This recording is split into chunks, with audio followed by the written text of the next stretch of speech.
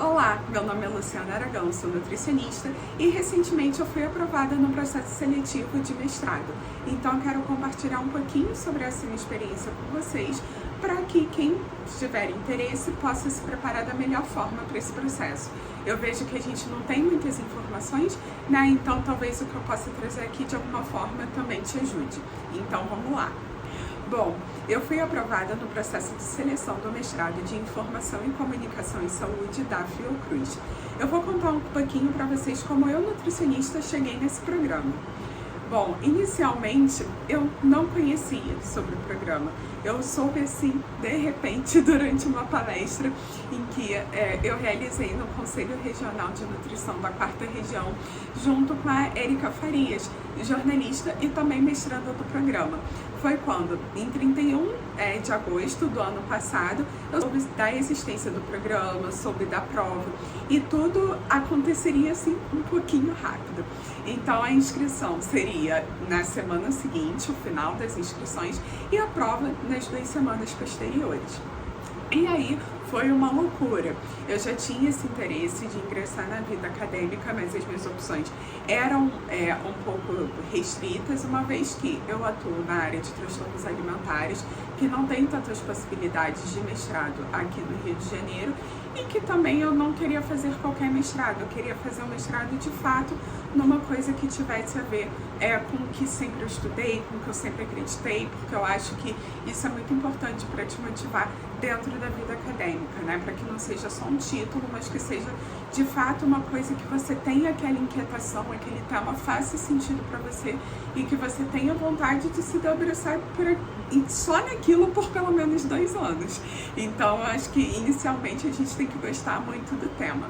E aí, de repente, eu soube desse mestrado, desse programa do PPGIX, que é um programa nota 6 lá da Fiocruz, e que o principal foco de pesquisa que eu teria a possibilidade de fazer era desinformação em saúde, algo que eu já tinha interesse há muito tempo. Por quê?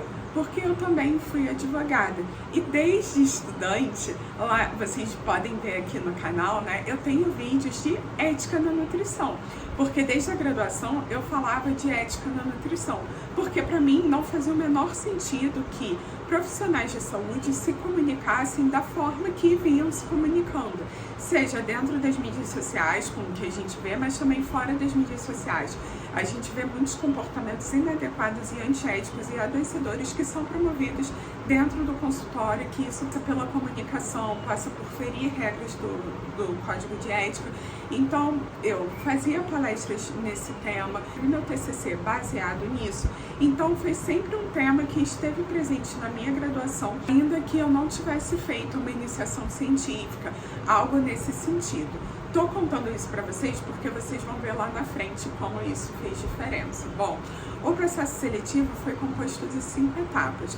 A primeira etapa foi uma prova específica, então tinham 3 possíveis linhas de pesquisa. E aí eu escolhi a linha 2, que fala de comunicação, poder e processos sociais. Então, o que eu fiz?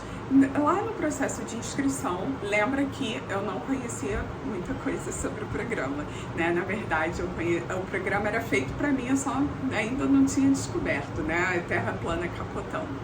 Então, quando eu soube do programa, ainda na inscrição, a gente tem que enviar um resumo do que você pensa como projeto. E aí eu pesquisei sobre todos os professores, vi que existiam N possibilidades de tema de pesquisa, porque de fato era uma coisa que tinha muito a ver comigo, seja na parte da desinformação, na parte da ética, de políticas públicas. Então eu vislumbrei muitas possibilidades de pesquisa, encaminhei e-mail para alguns professores para que perguntasse sobre o interesse de orientar ou não determinado tema. E a partir desse processo eu decidi os meus futuros orientadores, né, que você tem que dizer às pessoas que você tem interesse em ser orientada por elas, né, no caso desse processo, apontei quem eram os orientadores, que eu teria mais afinidade, o que não é uma garantia, eu posso ser orientada por outros professores, e também fiz um breve resumo do meu projeto de pesquisa. Agora eu não lembro quantos caracteres eram, mas assim, é de fato um breve resumo. Depois disso, eu tive que começar a estudar para a prova específica. Então, foi um programa que não tem uma bibliografia muito extensa, apesar de ser um assunto muito específico, e que, mais uma vez, apesar de ler sobre comunicação em saúde foi algo relativamente novo para mim, foi muito bacana da forma ali que eu estava vendo, que estava escrito, era muito novo, era um enfoque novo para mim, tinham conhecimentos que conversavam com a minha formação em Direito, com o que eu já estudava sobre o SUS, sobre o que eu conhecia. Então, tudo para dizer que quando você escolhe um programa que você tem afinidade, você já não parte daquele ponto zero. Mas somado ao fato de que, por ter muito interesse na vida acadêmica, já está inserida nesse meio através do ambulatório da UFRJ, já participar de projeto de pesquisa, eu já estava ali, de certa forma, inserida no meio acadêmico. Tudo isso por quê? Porque é um ritmo muito diferente da clínica. Então, se você não, de alguma forma, não está ambientado, é bom buscar formas de se ambientar, seja entrando em contato com os professores, participando de projetos de pesquisa, grupos de pesquisa. Então, isso é importante para que você esteja inserido no ambiente acadêmico. Então, eu fiz a prova específica em que teve uma questão geral sobre o programa, uma questão sobre o Sistema Único de Saúde e também uma pergunta sobre a linha 2, que era a linha que eu havia escolhido, que de fato falava mais sobre o direito à comunicação e o direito à saúde. E aí, essa foi a primeira etapa. No mesmo dia, teve a prova de inglês, em que teve um artigo científico com 10 perguntas sobre o artigo científico, 10 perguntas múltiplas escolhas. Essa primeira prova de manhã, ela é eliminatória, e a segunda prova de inglês, ela não é eliminatória, no caso desse programa. Então, caso você não seja aprovado na prova de inglês, você pode refazer antes da sua qualificação. Então, é uma nota que vai só te deixar apto ou não apto. Isso é só lá na frente, na qualificação. Você tem direito de seguir no processo seletivo, mesmo que você não seja aprovado na prova de inglês. Acho que não é assim em todos os programas, tá? Mas especificamente nesse programa que eu participei foi dessa forma. Podem existir programas com uma bibliografia maior.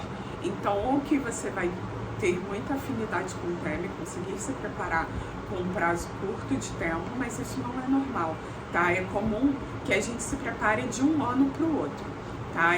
O que aconteceu comigo foi realmente assim, era para ser. Era o programa que eu deveria entrar, na hora que eu deveria entrar, um tema que eu já tinha afinidade, temas que já conversavam com o que eu estudava, com a minha formação no direito. Então, de fato, acredito que por esses motivos tenha acontecido de uma forma diferente. Primeira etapa, a prova específica. A segunda etapa, a prova de inglês. E a terceira etapa, o envio do projeto de pesquisa. Esse é outro ponto desafiador, porque muitas vezes a gente se pergunta como realizar um projeto de pesquisa. Digo para vocês que muitas vezes, quando você já conhece o programa, quando você está em contato com os professores te ajudam na escrita dessa proposta de pesquisa. O que não foi o meu caso, porque eu não conhecia ninguém no programa. Então, e aí, se você não tem apoio de nenhum professor, você pode buscar colegas que conheçam sobre o tema, que possam ler sobre o seu projeto e que te ajudem a ter essa visão de fora, te ajudem a estruturar. E principalmente seguir as diretrizes do programa. Então, o programa diz os itens que devem constar no projeto, na proposta de pesquisa. O programa diz quantas páginas você tem que colocar, e isso é muito importante, porque você não pode ultrapassar nem o mínimo, nem o máximo de páginas. Isso pode ser eliminatório. Então é importante que você tenha atenção não só ao conteúdo, mas também ao tamanho da proposta de pesquisa. Na quarta etapa, eu tive que escrever uma carta de apresentação que era contando sobre como a minha trajetória tinha a ver com o programa. Por que eu achava que aquele programa seria importante para mim, de que forma eu me agregaria, o que fazia sentido na minha trajetória acadêmica e que se conectava com o que o programa poderia oferecer. Então, foi essa carta de apresentação em que eu contei justo sobre a minha trajetória do direito com a nutrição, sobre as palestras, sobre comunicação dentro e fora das mídias sociais que eu já havia realizado.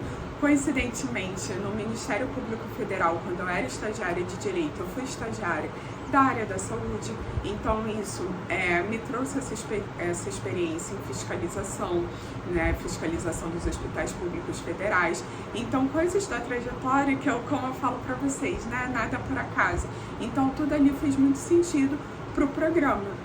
Então, seja enquanto profissional de saúde, mas também essa minha interdisciplinariedade com o direito. Por isso que eu digo que nada nunca se perde, né? A gente pode encontrar, sim, formas de aproveitar. Junto com a apresentação, tem que ter o currículo, então o currículo também é pontuado, e aí é importante você ter artigos científicos. Eu tinha resumo de artigo que eu fiz junto ao ambulatório da UFRJ, participação em congresso, as palestras que eu falei para vocês sobre comunicação para nutricionistas, e aí é importante tudo isso você ter certificado, você manter o seu Lattes atualizado, porque senão quando você vai fazer a seleção de mestrado, é aquele caos, você tem que atualizar às pressas o currículo e às vezes você tem que contar desde o século passado, então não façam isso, mantenham o currículo Lattes atualizado. E aí é lógico, sempre tem algo para complementar, né? Também tenho pós-graduação em processo civil, coisas que foram importantes para pontuar. Então essa é mais uma fase que é eliminatória e que é não só classificatória, mas também eliminatória. Por último, a quinta etapa foi a etapa de arguição, que é uma etapa em que você fala do seu projeto de pesquisa, sua proposta por 15 minutos e depois você recebe perguntas da banca. É um momento em que a gente, por mais palestras que a gente tenha feito, é um momento desafiador, né? Porque você está ali fazendo para ser avaliado, mas que, na minha percepção, e que eu já conversei com alguns colegas, é muito mais saber se a pessoa tem um perfil de fato para a vida acadêmica, se ela tem interesse verdadeiro em estar na vida acadêmica, de participar do programa, de se dedicar ao programa. Muitos programas como o meu exigem dedicação integral, então é importante que você consiga organizar sua rotina para as demandas do programa, e tudo isso é questionado. Mas principalmente eu percebi que era o momento de avaliar se eu estava pronta para ser mestranda. Por quê? Porque a proposta de pesquisa vai ser mudada 1 milhão de vezes. Ela é uma proposta. O seu orientador vai mudar seu projeto muitas vezes. Então acredito que seja muito mais avaliar se você tem condições realmente ou não de estar no programa, do que de fato a sua proposta de pesquisa. Lógico que isso ali também faz parte, mas eu acredito que eles não se peguem aos detalhes da proposta, porque aquilo pode sim ser modificado muitas vezes. No meu caso, eu ainda tive a comissão de heteroidentificação, porque eu apliquei para a cota de negros e pardos, e aí foi a última etapa, a etapa 6. Acho que eles não chamam nem de uma etapa, né? É uma comissão de heteroidentificação nessa fase das ações afirmativas, que tem não só para cota racial, mas também PCD, indígenas, então que acontece em todo o programa, e que foi um momento também novo para mim, porque era a primeira vez que eu estava participando de uma comissão de heteroidentificação. Então, no caso desse programa, foram 54 pessoas que aplicaram, e ao final tiveram 18 aprovados no mestrado, e aí eu fiquei muito feliz de ter, né, ao final dessas 54 pessoas tendo aplicado em tão pouco tempo, ter tido a felicidade de ter sido aprovada num programa assim, que é tudo que eu sempre quis estudar. Então, acho que a Terra plana capota, né? Às vezes a gente acha que algumas coisas na vida são pra gente, e a gente descobre que outras ainda mais incríveis podem acontecer. E espero que, de alguma forma, o compartilhamento desse processo tenha ajudado, tenha tirado dúvidas de vocês. Mas caso vocês tenham outras dúvidas, vocês podem deixar aqui no comentário, que eu respondo assim que possível. Vai ser um prazer. Um beijo e sucesso na vida acadêmica, que a gente se esbarre aí nos congressos.